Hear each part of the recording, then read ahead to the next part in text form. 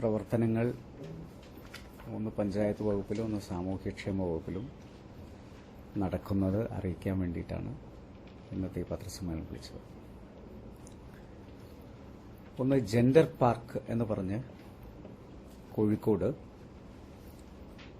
ഒരു സ്ത്രീകൾക്ക് വേണ്ടിയിട്ടുള്ള ഒരു ഇടം എല്ലാ വകുപ്പുകളെയും ഇന്റഗ്രേറ്റ് ചെയ്തുകൊണ്ടുള്ള സമന്വയിപ്പിച്ചുകൊണ്ടുള്ള പ്രവർത്തനങ്ങൾക്കായി ജുവനൈൽ ഹോമിന്റെ കോമ്പൗണ്ടിനകത്ത് ഏകദേശം ആദ്യഘട്ടത്തിൽ 5 ഏക്കറിലും പിന്നീട് 20 ഏക്കറിലേക്കും വ്യാപിപ്പിക്കുന്ന ഒരു ജെൻഡർ പാർക്ക് സാമൂഹ്യക്ഷേമ വകുപ്പ് മുൻകൈ എടുത്തുകൊണ്ട് നടപ്പിലാക്കാൻ പോവുകയാണ്. 3 ജെൻഡർ പാർക്കുകളാണ് ഉണ്ടാവുക. രണ്ടാമത്തെ ജെൻഡർ പാർക്ക് വരുന്നത് കാക്കനാടും, മൂന്നാമത്തെ ജെൻഡർ പാർക്ക് തിരുവനന്തപുരം പൂജപ്പുര, ഇപ്പോൾ മഹിളാ മന്ദിരങ്ങളൊക്കെ നിൽക്കുന്ന സ്ഥലത്തുമാണ്. അപ്പോൾ ഈ ജെൻഡർ പാർക്ക് ഉദ്ഘാടനം മാർച്ച് 8-ന് നടത്തണം എന്ന് ഉദ്ദേശിക്കുന്നു കോഴിക്കോട്, അതിന്റെ തറക്കല്ലിടൽ. അതിനോടനുബന്ധിച്ച് മാർച്ച് 8 ലോക വനിതാ ദിനമായതുകൊണ്ട് 10 ദിവസം നീണ്ടു നിൽക്കുന്ന ജെൻഡർ ഫെസ്റ്റിവൽ, തന്റെ ഇടം ജെൻഡർ ഫെസ്റ്റിവൽ എന്ന പേരിൽ കോഴിക്കോട് നടക്കുകയാണ്. മുഖ്യമന്ത്രി ചീഫ് പാട്രൺ ആയിക്കൊണ്ടുള്ള കമ്മിറ്റി രൂപീകരിച്ചു കഴിഞ്ഞു. മന്ത്രിമാര്, ഇതുമായി ബന്ധപ്പെട്ട് പ്രവർത്തിക്കേണ്ട മന്ത്രിമാരുടെ 10 മന്ത്രിമാരുടെ ഒരു കമ്മിറ്റി രൂപീകരിച്ചിട്ടുണ്ട്. സെക്രട്ടറിമാരുടെ കമ്മിറ്റികൾ സാമൂഹ്യക്ഷേമ വകുപ്പ് മന്ത്രി അധ്യക്ഷനായിട്ടുണ്ടാക്കിയിട്ടുണ്ട്.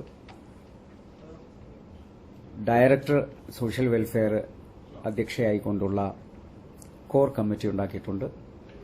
കോഴിക്കോട് അതിനുവേണ്ടിയുള്ള പ്രാദേശിക കമ്മിറ്റി ഉണ്ടാക്കി. MT വാസുദേവൻ നായർ ചെയർമാനായിക്കൊണ്ടും വനിതാ കമ്മീഷൻ അംഗം നൂർബീന റഷീദ് കൺവീനറായിക്കൊണ്ടുള്ള കമ്മിറ്റി അവിടെ രൂപീകരിച്ചു. കളക്ടറാണ് വർക്കിംഗ് ചെയർമാൻ. അപ്പോൾ അതൊരു വലിയ ഫെസ്റ്റിവലായി നടക്കുകയാണ്. അതിപ്പോൾ ഇന്ത്യയിൽ തന്നെ, അതുകൊണ്ടാണ് ഈ തലസ്ഥാന നഗരിയിൽ തന്നെ ഇത് സംബന്ധിച്ചുള്ള വിശദീകരണം നടത്തണമെന്ന് തീരുമാനിച്ചത്. ഇന്ത്യയിൽ തന്നെ ഇതുപോലെ ഒരു വിമൻ ഫെസ്റ്റിവൽ ഇതാദ്യമായിട്ട്, ലോകത്ത് പല രാജ്യങ്ങളിലും ഉണ്ട്, പക്ഷെ ഇന്ത്യയിൽ ആദ്യമായിട്ടാണ് ഇതുപോലെയുള്ള ഒരു വിമൻസ് ഫെസ്റ്റിവൽ നടത്തുന്നത്. ഈ ഫെസ്റ്റിവൽ എല്ലാ സ്ട്രാറ്റയിലും ഉള്ള ആളുകളെ കേന്ദ്രീകരിച്ചുകൊണ്ടാണ് നടത്താൻ ഉദ്ദേശിക്കുന്നത് എന്നുള്ളതല്ല.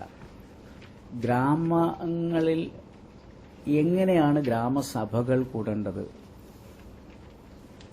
എന്ന് ബോധ്യപ്പെടുത്തുന്നതിന് വേണ്ടി നമ്മൾ 140 ഗ്രാമസഭകൾ, ഇപ്പൊ അവർക്ക് ട്രെയിനിങ് കഴിഞ്ഞു. കിലയിൽ 38 ലക്ഷം ആളുകൾക്ക് ട്രെയിനിങ് കഴിഞ്ഞു. അവര് ഇനി ആ ട്രെയിനിങ് പ്രാക്ടിക്കലായിട്ട് എങ്ങനെ ചെയ്യുന്നു നോക്കുന്നതിന് വേണ്ടി നമ്മൾ 140 കോൺസ്റ്റിറ്റ്യുവൻസി തെരഞ്ഞെടുത്തിട്ട് അതിൽ ഒരു വാർഡിൽ ഒരു ഗ്രാമസഭ വിളിക്കുകയാണ്. അവിടെ ഞാൻ പോകുന്നതേ ഉള്ളൂ. ഞാൻ പോയിട്ട് നമ്മൾ എക്സ്പ്ലെയിൻ ചെയ്ത് കൊടുക്കുകയാണ് ഈ ഗ്രാമസഭ. ഇപ്പോഴത്തെ ഗ്രാമസഭ എന്ന് പറഞ്ഞാൽ പേരിന് കൂടുന്ന ഗ്രാമസഭകളാണ്.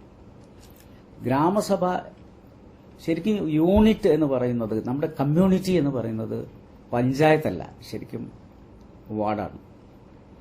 ഇപ്പോൾ വാർഡിലെ ഗ്രാമസഭ കാര്യങ്ങൾ ശരിക്കും ഗ്രഹിച്ച് അതിനനുസരിച്ചുള്ള വികസനം ശുപാർശ ചെയ്യുമ്പോൾ മാത്രമേ പീപ്പിൾസ് പാർട്ടിസിപ്പേഷൻ എന്ന് പറയുന്ന തിയറി കറക്റ്റാവും.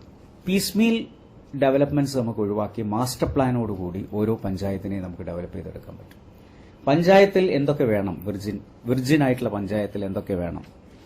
നമുക്ക് അവിടെ ഒരു കലാഗ്രാമം വേണം, നമുക്ക് അവിടെ ക്രിമറ്റേറിയം വേണം, നമുക്ക് മോഡേണൈസ്ഡ് സ്ലോട്ടർ ഹൌസ് വേണം. ഇതിനൊക്കെയുള്ള സ്പേസ് അവിടെ ഇട്ടിരിക്കണം. അത് നമ്മൾ ആദ്യം മാസ്റ്റർ പ്ലാനിൽ കണ്ടെത്തിയിട്ട് അതെല്ലാം ഉണ്ടാക്കുന്നതോടുകൂടി വിർജിൻ പഞ്ചായത്തുകൾ, ഇപ്പം ശരിയായ വികസനത്തിലേക്ക് കടക്കുന്ന പഞ്ചായത്തുകളെ എങ്കിലും നമുക്ക് സംരക്ഷിച്ചെടുക്കാൻ പറ്റും. അല്ലെങ്കിൽ എന്താവെന്ന് വെച്ച് കഴിഞ്ഞാൽ തോന്നും പോലെയുള്ള കെട്ടിടങ്ങൾ വന്ന്, തോന്നും പോലെയുള്ള രീതിയിൽ എവിടെയെങ്കിലുമൊക്കെ ഇത് വന്ന് ഡെവലപ്മെന്റ്സ്, നമ്മളെ വയലുകൾ നഷ്ടപ്പെടും, നമ്മളുടെ ജൈവ വൈവിധ്യങ്ങൾ നഷ്ടപ്പെടും. അതൊന്നും പോകാതെ സൂക്ഷിക്കുന്നതിന് വേണ്ടിയിട്ടുള്ള ഒരു പ്ലാൻ ഉണ്ടാക്കുന്നതിന് ഇവരെ പര്യാപ്തമാക്കുക എന്നുള്ളതാണ് ഈ യാത്രയുടെ ഒരു ഉദ്ദേശം.